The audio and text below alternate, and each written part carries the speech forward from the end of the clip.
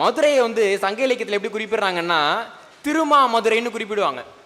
ஒரு ஊரை சொன்னால் திருன்னு சொன்னால் போதும், திருவாரூர், இல்லை மான்னு சொன்னால் போதும், ரெண்டுமே பெருமைக்குரியது. மதுரை மட்டும் திருமாமதுரைன்னு சொல்லுவாங்க. அந்த மதுரை இந்திய அளவில் மாசுபட்ட நகரங்கள் பட்டியலில் இன்னைக்கு முதலாவது இடத்துல இருக்கு. இந்தியாவிலே மாசடைந்த நகரம் மதுரை. கண்ணைக்கு தீ வச்சு எரிச்ச அன்னைக்கு கூட அந்த அளவுக்கு மாசுபட்டு இருக்காது போல இருக்கு. திராவிடம் கால் வச்சனால் மதுரை மாசுபடைஞ்சு கிடக்குது. மூணாவது இடத்துல தமிழ்நாட்டோட தலைநகரமான சென்னை இருக்கு, மாசடைந்த இடம். இன்னைக்கு பார்த்தீங்கன்னா சென்னையில் வந்துட்டு சின்ன மழைக்கே சாலைகள்லாம் பெயர்ந்து போயிட்டே இருக்கு. தண்ணி ஓடுறதுக்கு வழி இல்லை, தண்ணி வந்து தரை மேலே ஓடிக்கிட்டு இருக்குது பார்க்குறோம்.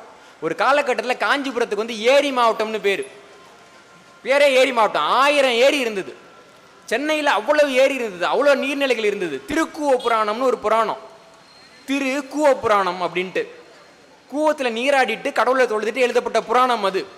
சென்னையில் தண்ணீர் துறைன்னு ஒரு காலகட்டத்தில் வந்து சந்தை இருந்தது, காய்கறி சந்தை.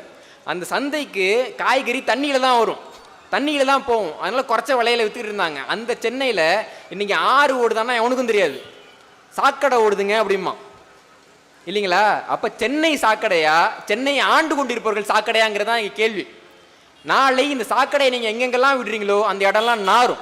இந்த சாக்கடையை நீக்க வேண்டும் என்றால், இந்த நாற்றத்தை போக்க வேண்டும் என்றால், தமிழ்நாடு தமிழருக்கே என்று ஒவ்வொரு தமிழனும் இன்று மட்டுமல்ல ஒவ்வொரு நாளும் உறக்க சொல்ல வேண்டும், இது நமது நாடு.